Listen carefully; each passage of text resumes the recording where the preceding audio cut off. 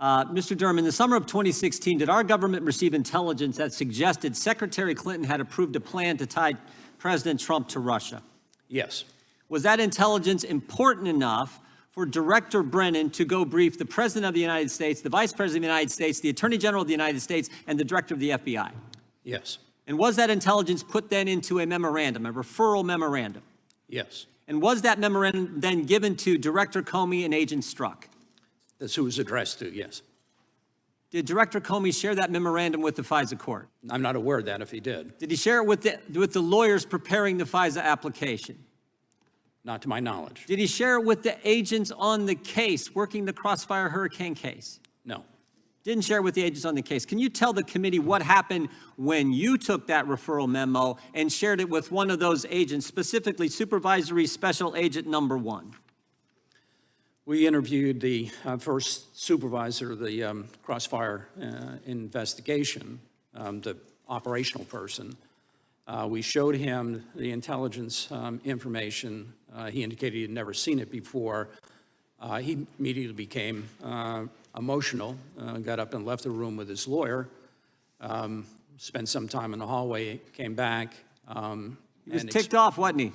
Yes. He was ticked off because this is something he should have had as an agent on the case, is important information that the director of the FBI kept from the people doing the investigation. The information was kept from him. Who's Charles Dolan? Charles Dolan is a public relations person here in Washington, D.C. He had prior involvement, professional involvement with Russian government, representing Russian government interests. He was a person that was associated with Igor Danchenko. He was also buddies with the Clintons, wasn't he? He had held positions when President Clinton was president. In their campaign advisory to Secretary Clinton's presidential campaign, executive director of the Democrat Governors Association. That's the same Charles Dolan we're talking about? Yes. Yeah, and wasn't he also a key source for information in the dossier? He provided some information that was included in the Ritz-Carlton dossier, yes. stuff, the Manafort stuff. In the Crossfire Hurricane investigation and the Mueller investigation, when the FBI interviewed Mr. Dolan, what did he have to say? To my knowledge, they didn't interview Mr. Dolan. They didn't interview this guy?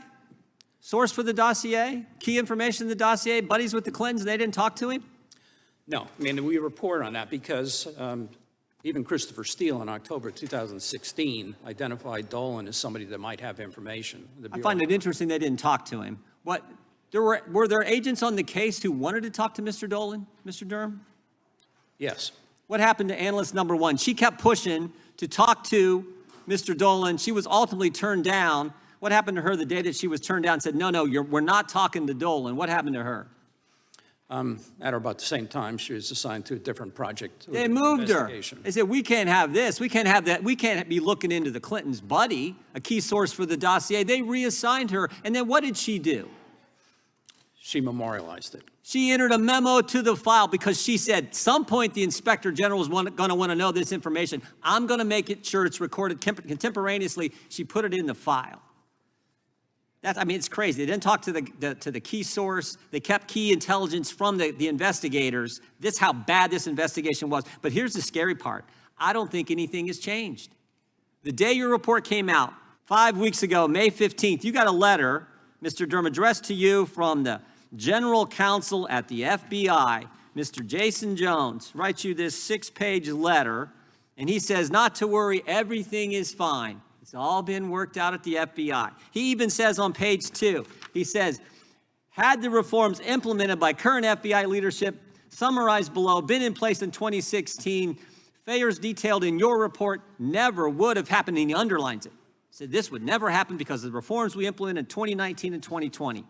And then he says on page 4, one of the specific reforms, he says, FBI executive management has instructed investigations should be run out of the field and not from the headquarters. That statement is not true.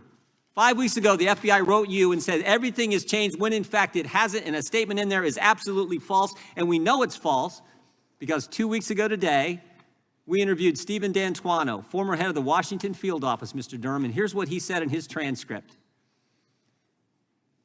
Head of the Washington field office, when the Trump classified document investigation began, he said, that case was handled differently than I would have expected it to be, than any other cases handled. We learned a lot of stuff from Crossfire Hurricane, that headquarters should not work the investigation. It's supposed to be the field offices. My concern is that the Department of Justice was not following these principles. Nothing is, and that's the thing that scares me the most. Nothing has changed. Mr. Durham, I'm just finished with this. 60% of Americans now believe there's a double standard at the Justice Department. You know why they believe that? Because there is.